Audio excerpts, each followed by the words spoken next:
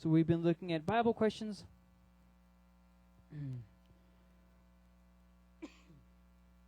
And, so I guess we're on week 3 of this. The first week was at the end of, we were looking at Hebrews chapter 6, and then there was last week, and then there's this week. Tonight's first question is from 1 Corinthians 7:14, and the question is, what happens to the unclean children at the rapture? So 1 Corinthians 7:14 says this, "For the unbelieving husband is made holy by the wife, and the unbelieving wife is made holy by the husband. Otherwise your children would be unclean. But as it is, they are holy." So this is a very good question. The issue really isn't even with a lack of understanding. The issue is simply with how sometimes things come across in... sometimes when you're translating, it just doesn't really make sense to everybody. You know what I mean? It made sense in the time that it was written in, but then when you're translating, sometimes you get lost in trying to keep it close to what was originally intended, but then you just kind of lose the audience a little bit. And that's all that's happening here. So let's make a few distinctions about the question, and then we can answer it. First off, the first important point to make is it says that they are holy, not unclean. So this is an important separation to make, because it actually doesn't talk about the unclean children. So at the rapture, that's going to be actually a different issue than what this is looking at, and I'll explain that in just a minute. So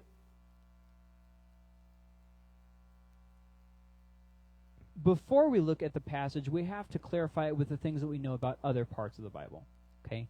And what we know from other parts of the Bible is that if somebody's not saved, be it the children or the husband or wife, they are not going to heaven. So the rapture is for God's people who believe in Him. Okay, so there's a question as to whether there's an age of consent. We're not looking at that because that would be a rabbit trail on this. We're just looking at what happens to the children, the unclean children at the rapture. There is some biblical warrant. Very little. This is highly speculative. I just want to mention it. There is some warrant for believing that some people can be saved according to knowledge without necessarily coming to Jesus. Let me explain what I mean. Where you have faith in God without actually knowing the name of God. There is some possible biblical warrant for that. However, it's very speculative, like I said, so we're going to skip past that as well. The idea is everybody who asks this question about, well, how can Jesus not save people who are genuine people and all the people who ask that are people who have had the chance to believe in Jesus. So it kind of seems like maybe a little bit of an aside, you know. The better option would be, hey, choose Him today. So as far as this verse is concerned, this verse is actually not talking about salvation. Okay, so we got a lot of pieces here, and we're going to start putting them together where it makes more sense. So the first thing I wanted to mention is it says they are holy, not unclean. The second thing I want to mention, this is not saying that a saved person saves their sinner spouse or their sinner children. We know that because you go on to verse 16. It says this, "Wife, for all you know, you might save your husband. Husband, for all you know, you might save your wife." If chapter 7, verse 14 is teaching us that you can save your sinner spouse, then verse 16 would not be necessary. But he includes verse 16 to say, hey, I'm not talking about salvation here. So now that we've actually, now that we see those two things, let's read the passage. Whenever you're stuck at a verse, always read the passage. Let's start at verse 10. "To the married I give this command, not I, but the Lord, a wife is not to leave her husband." So don't get a divorce if you can help it as a Christian. And then he appeals to this. He says that the Lord gave this command. What he's talking about is when Jesus was on earth, he literally said this, that from the beginning it was not like this, that people would get, you know, it wasn't meant to be where the husband and wife, the bond was broken. That's something that Jesus actually said when he was on earth. And that's what Paul means when he says, I don't say this, but the Lord says it. He's referring to something that Jesus actually said when he was on earth. Then we get to verse 11, and it says, where are you? But if she does leave, she must remain unmarried or be reconciled to her husband, and a husband is not to divorce his wife. So there's a lot of questions that we could talk to about divorce. Once again, let's stay on point, and we'll put a pin in that. We can just say this. Divorce isn't the end of your life. Divorce is not the unforgivable sin. However, our current culture has a very flippant attitude towards divorce, like it doesn't matter at all. And that's not really what God has in mind either. Take, for instance, the example that we see from the culture around us where people will get divorced and remarried numerous times. And what they found is the more divorces you have, the more likely you are to have a divorce. So we need to take care about our marriages and feed our marriages. And we're just going to leave that there and move on with the rest of the verse. So verses 10 and 11 are basically saying, okay, try not to get a divorce if you can help it. Okay, so there's two issues that Paul is addressing here. The first issue is there's kind of this idea that if I am in Christ, then all earthly bonds are broken, which would include marriage. So if I am a non-believer who's married and I come to Christ, my earthly marriage counts for nothing. And so that's the first thing that Paul is addressing. No, not true. Not true. Your salvation does not annul your marriage. That's not at all what we're talking about. The second issue that people are having in the Corinthian church is they're trying to get out of marriage so they don't have to have sex.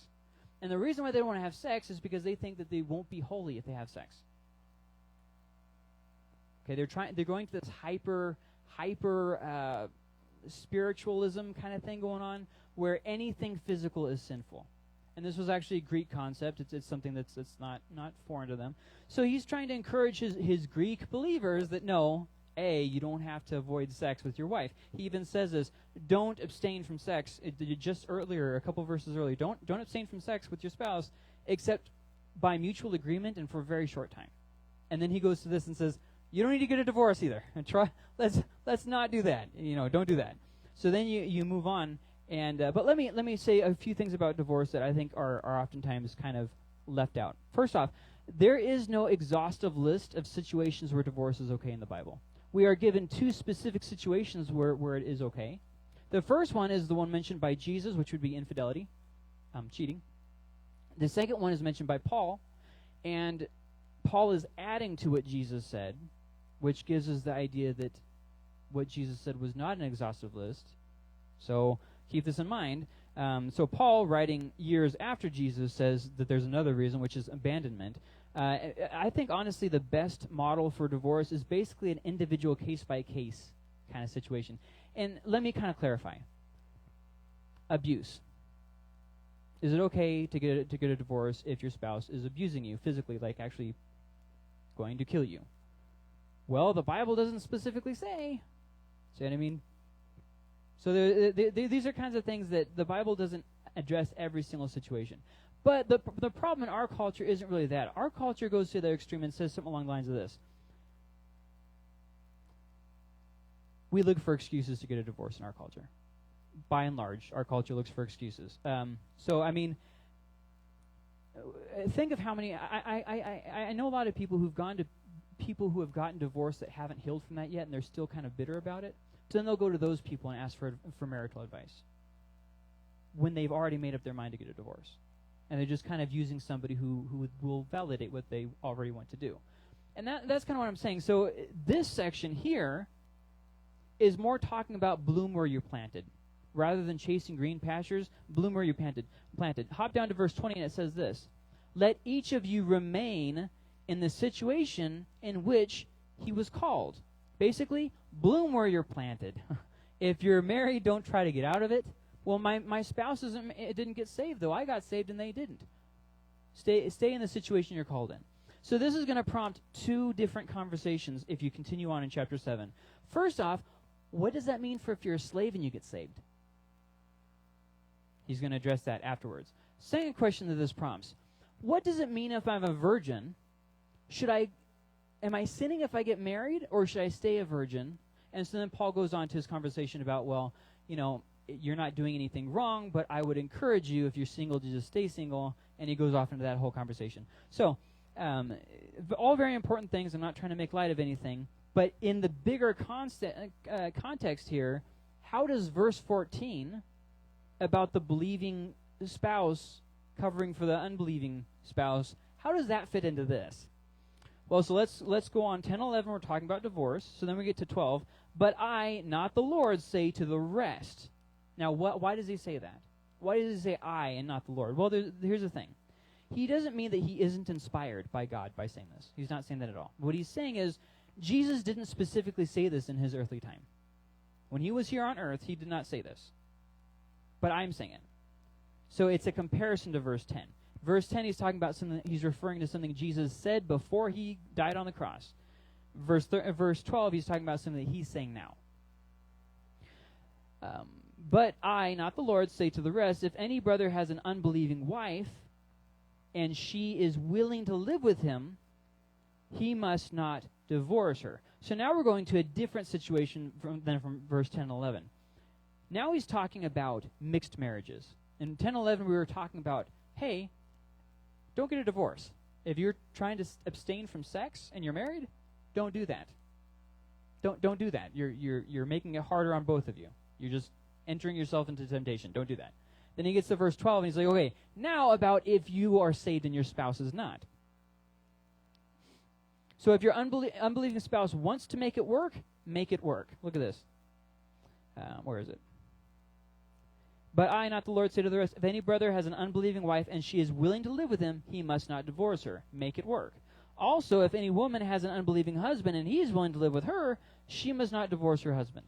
Don't initiate the divorce. You stay with it. So another way of saying that, make it work. So obviously, yes, there are case-by-case situations, but this is a general statement for what typically should happen in the confines of when you get married, get saved, and you have been married before your salvation. So then we get to verse 14, and this is the verse that was actually asked about.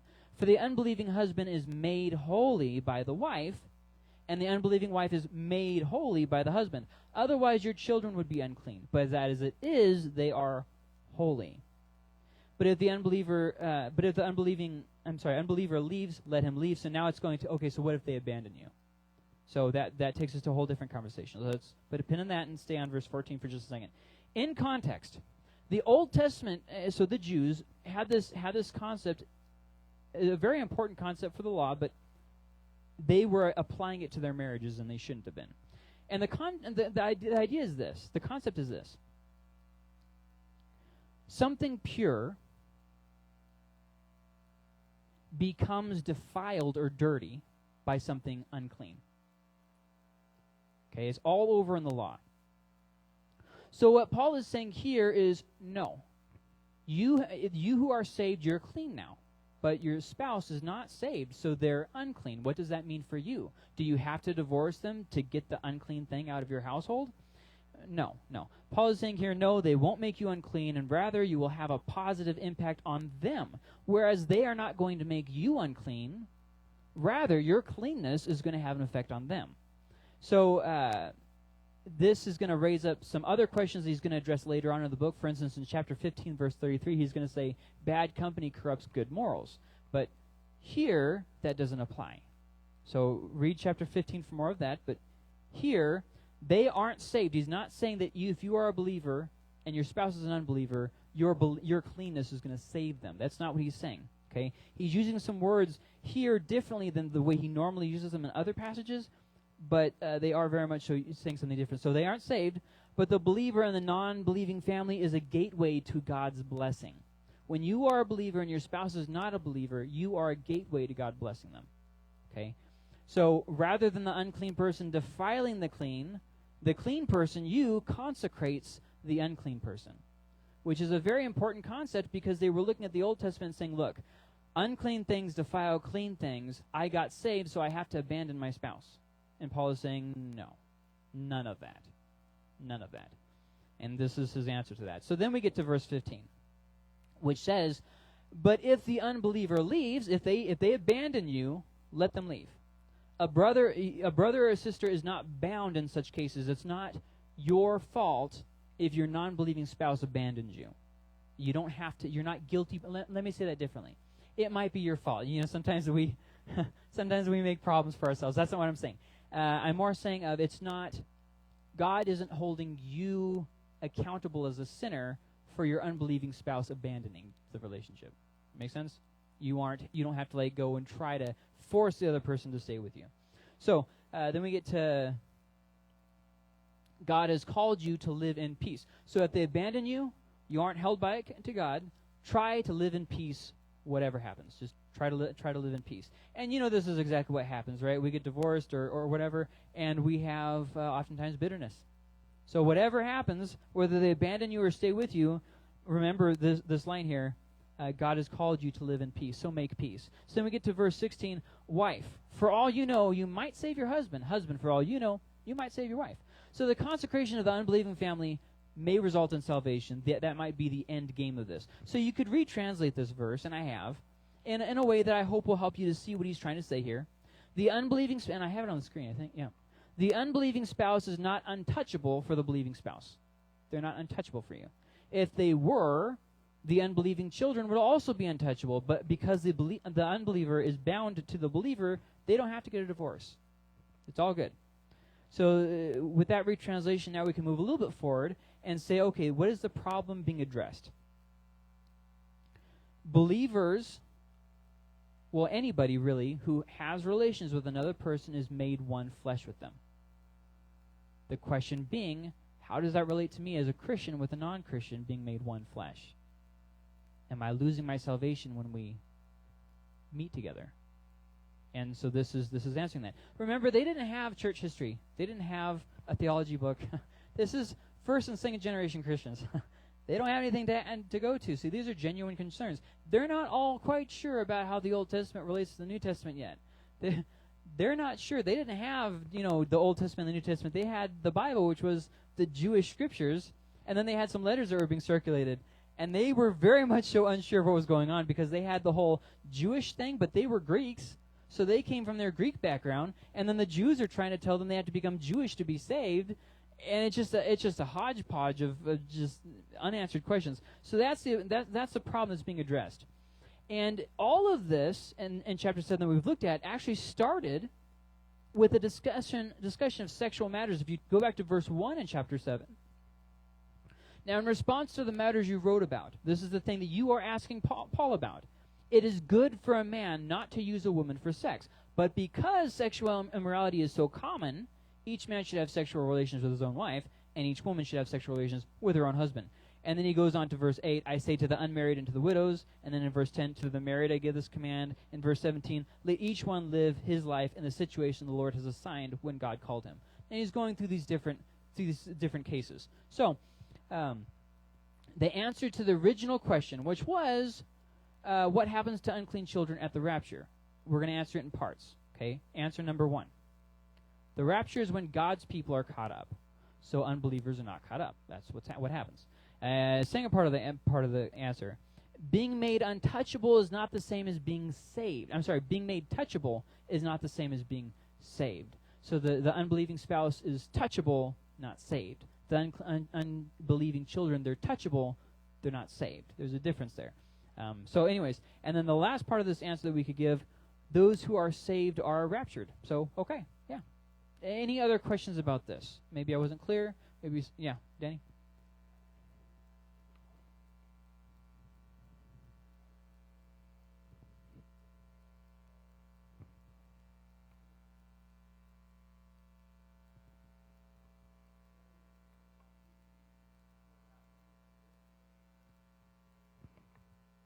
That's sin, and so they should stop doing that.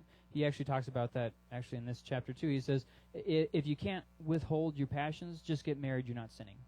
Just get married. He actually says that in a couple of verses.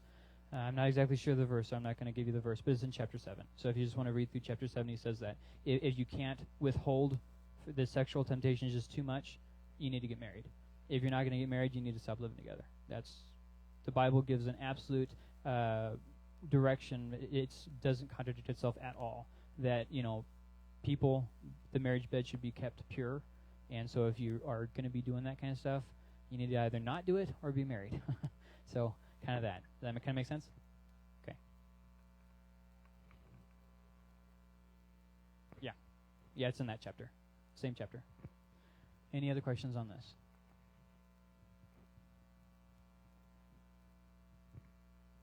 Good? Okay, let's go to the next question then. This one is actually a difficult question because there's a lot of speculation in my answer. And so I potentially am wrong. And I'm going to just throw that out there at the beginning because I'm going to give you the answer that I believe to be true. Okay? This is the answer I believe to be true. But I might be wrong. And this is the reason why I might be wrong. I'm going to say this as quick as I can. This concerns a trade agreement that the kings made that is not recorded in the Bible. So we're filling in the blanks. And that's why I could be wrong. The Bible does not specifically say. So let's go to the question. The question is, why did Solomon insult Hiram? And the question comes from 1 Kings chapter 9.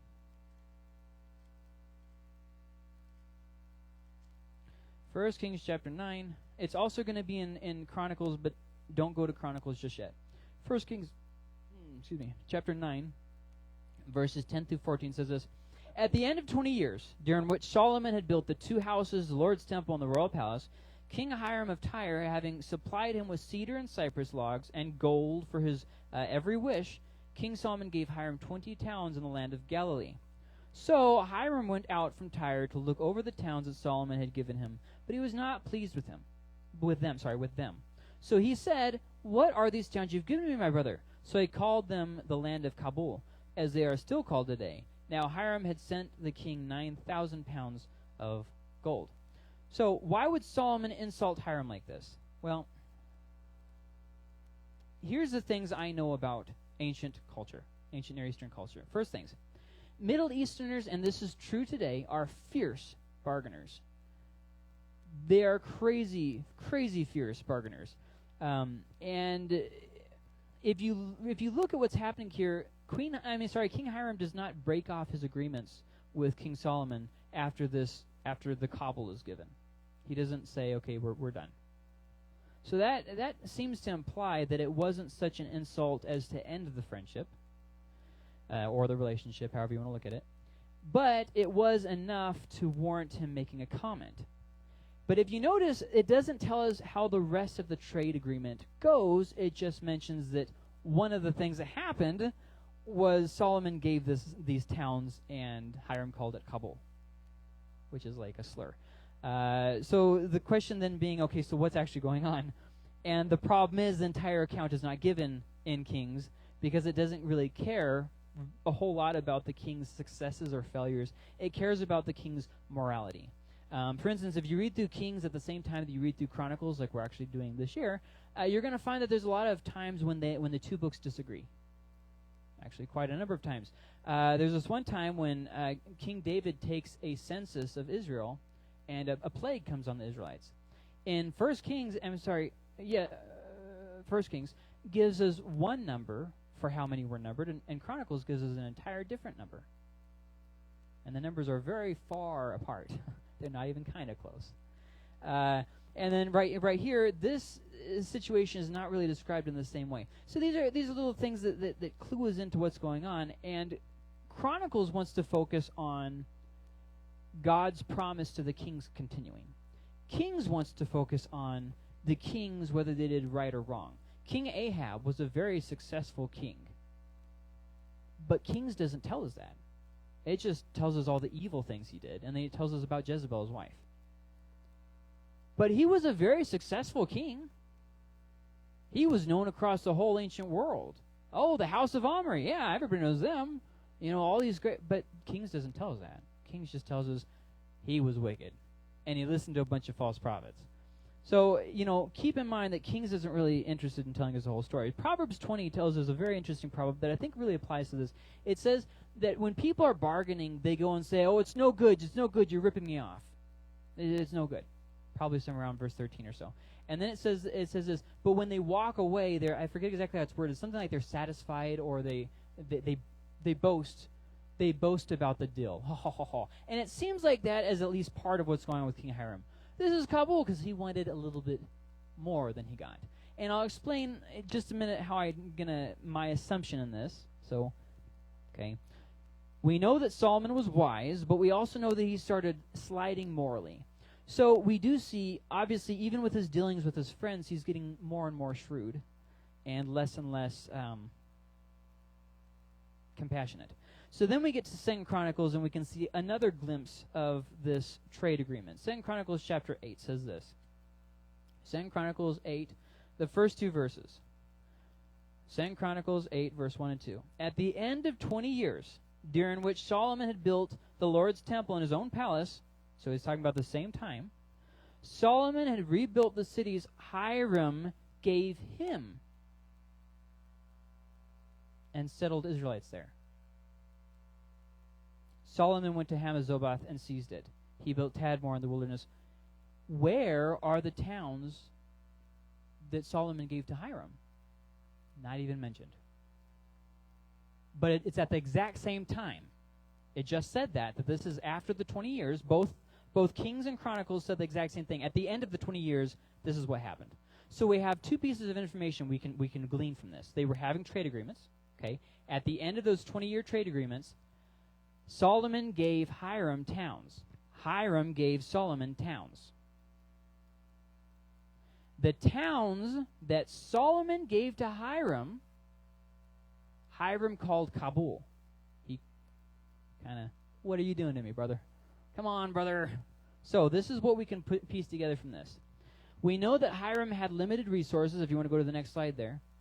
And the reason why we know he had limited resources is, first off, because of the area that was his. If you look at the map on the right, Phoenicia is where Hiram is. It's that little sliver along the coast. Okay. So we know that he had limited resources because we know where his resources were. The second reason why we know he had limited resources is because the things that Solomon gave him for the building material.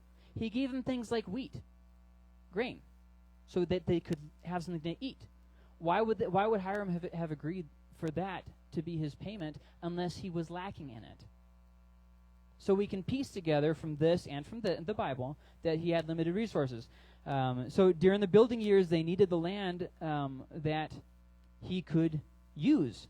So now we're at the end of the 20 years, and he's getting some land that maybe he can do some kind of agriculture in, and he looks at them and he says, it's cobble, it's waste. What are you doing to me? I need more than this.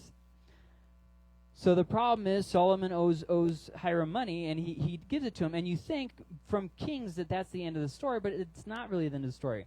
Rather than seeing a contradiction here, I don't think there's a contradiction at all. I actually follow K.A. Kitchen had a very good piece that he put together. If you want to read more about it, he references it on the reliability of the Old Testament, probably published sometime around 2001 or something. This is the idea here. Hiram wants the coastland, which if you look, let's just stick to the map on the right. I'll explain the map to the left in just a second. If you look on the map to the right, you can see the coastland there. So think closer down by Dor and all in there, south of Phoenicia. He wants the coastland, okay, and the slopeland. Solomon gives him 20 towns in the slopelands and does not give him the coastlands. See, the reason why the coastlands are important is because Tyre, this little empire here, the Phoenician empire here, it thrived on the seaports. And so if he could get the coastlands too, he could really have a good chunk there. But then it says here in Chronicles that Hiram gave Solomon some towns. And the towns that Hiram gave him are towns up here in Asher's territory. Now, if you read in the book of Joshua, Asher never took their territory.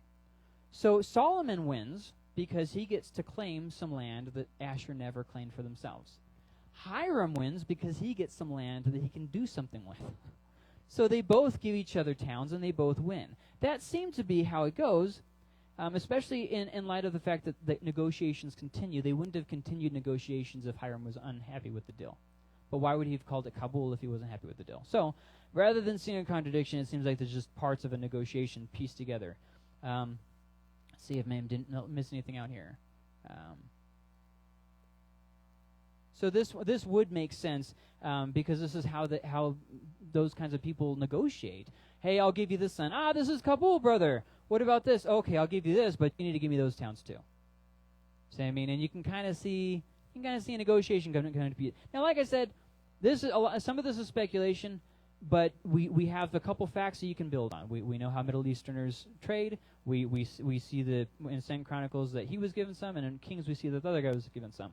So these kinds of dealings are common in the ancient world, and there's really no reason to assume that there's anything more than that. I will say this, though. The Bible very rarely will describe negotiations, except usually in passing. There's only one example that I can think of that a negotiation is really elaborated on. And I actually just read it a couple days ago, if you are reading through the Bible with us. Abraham is trying to buy a plot of land to bury Sarah in. And he goes up and he says, hey, how much do you want for this? And he says, oh, just take it. And he says, yes, but how much? He says, oh, no, just take it. And they're going back and forth. Why that? Because that's how they negotiated back then. If Abraham would have actually taken the land for nothing, it would have been a grave insult. So they had to go back and forth. It's just how they do things there.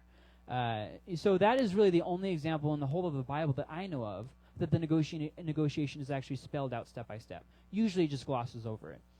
Okay, the next question. I'm sorry, I'm getting ahead of myself. Any questions on that?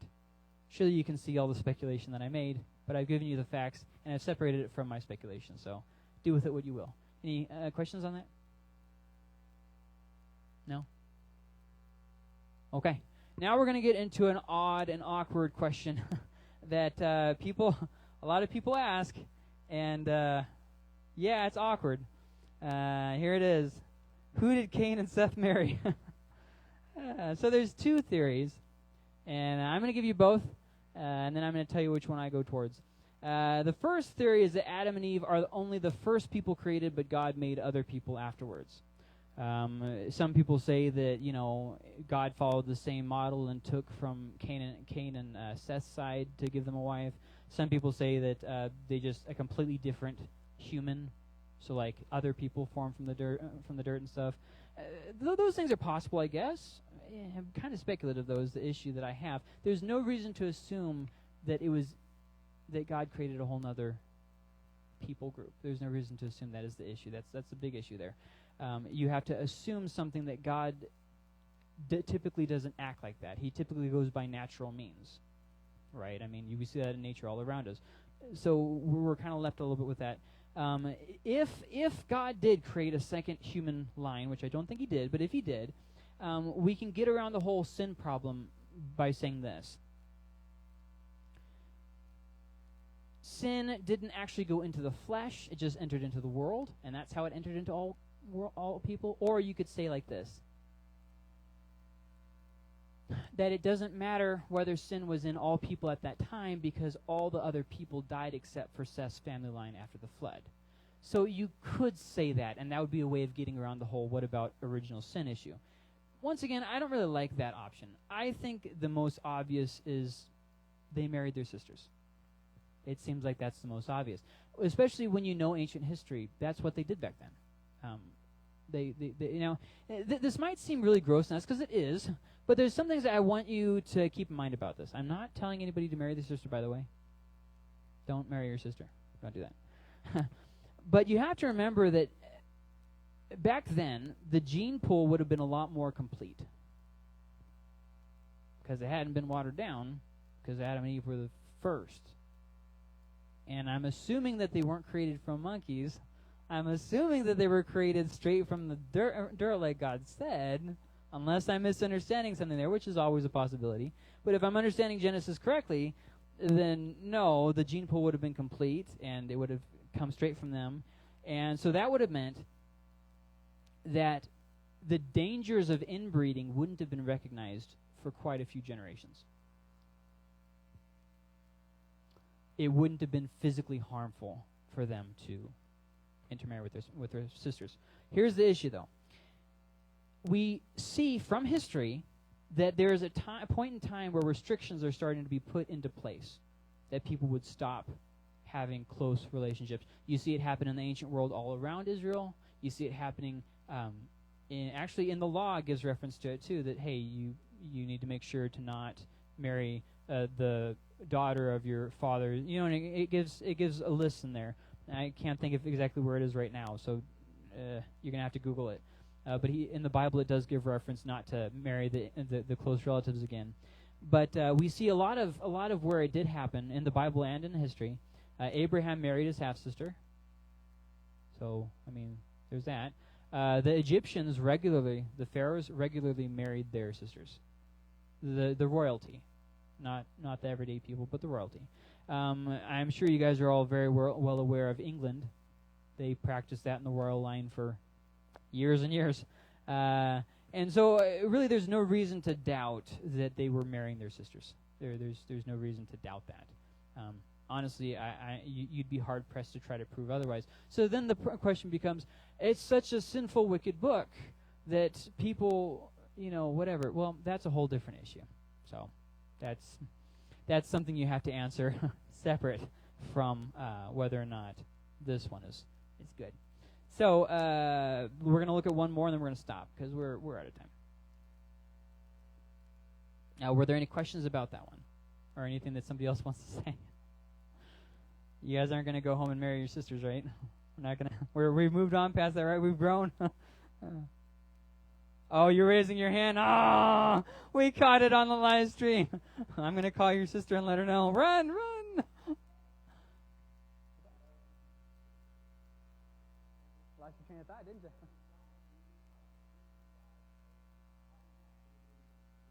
I have never even heard of that. What is it?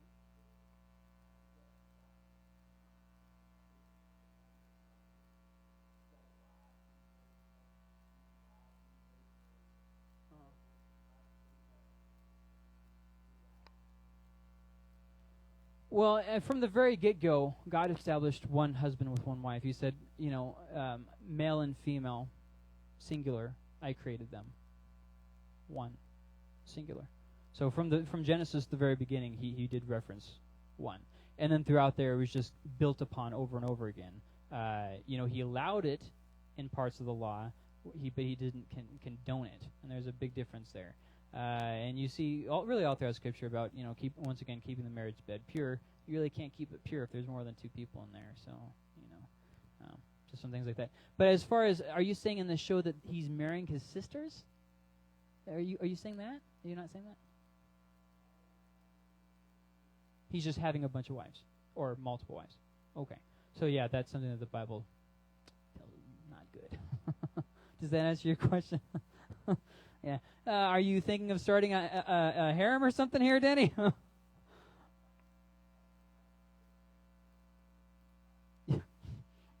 No comment. Staying out of it. Okay, the last question we're going to look at tonight. Why did God give different instructions at different times to Noah? This comes from two places in Genesis. Genesis chapter 6.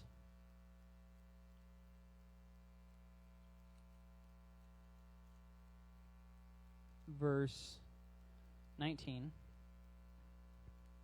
says, where are you? You are also to bring into the ark 2 of all the living creatures, male and female, to keep them alive with you. 2 of everything, from the birds according to their kinds, from the livestock according to their kinds, from the animals that crawl on the ground according to their kinds. So at the very beginning, he just says 2 of each, and he just leaves it alone. But then you get to chapter 7, and it sounds like he almost contradicts himself or something. Let's look at this. Starting in verse 2 of chapter 7.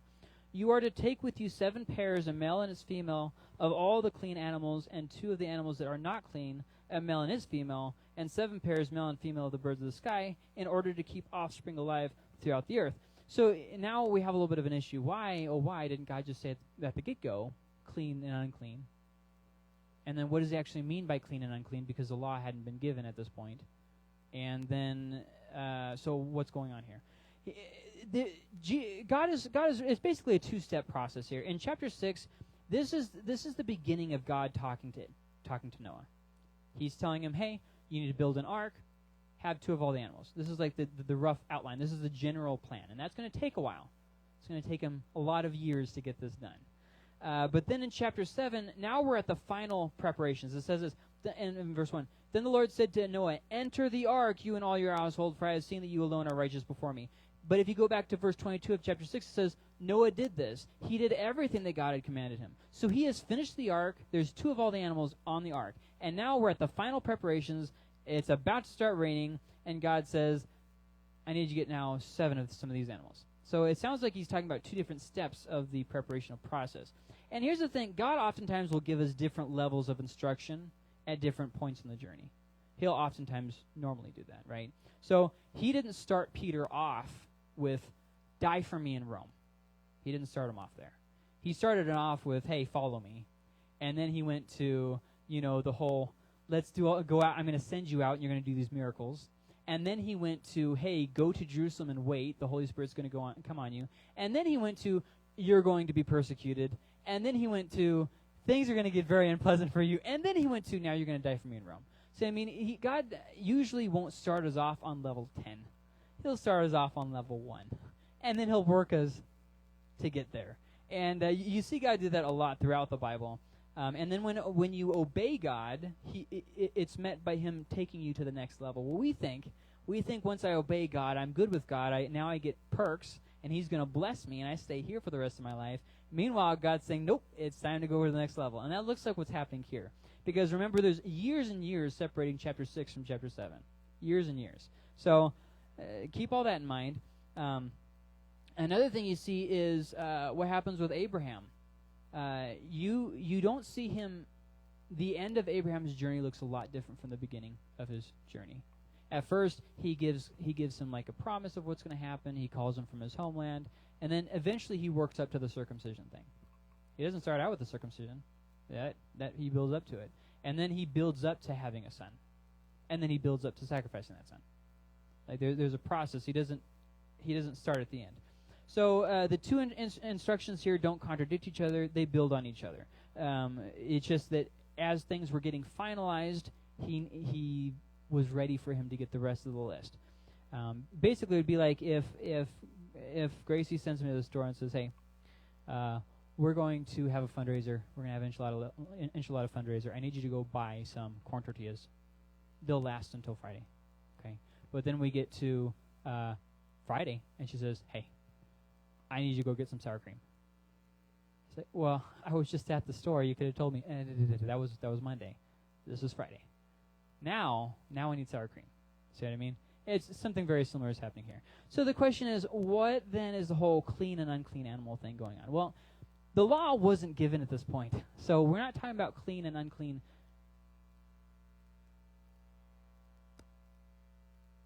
according to, how do I want to say this?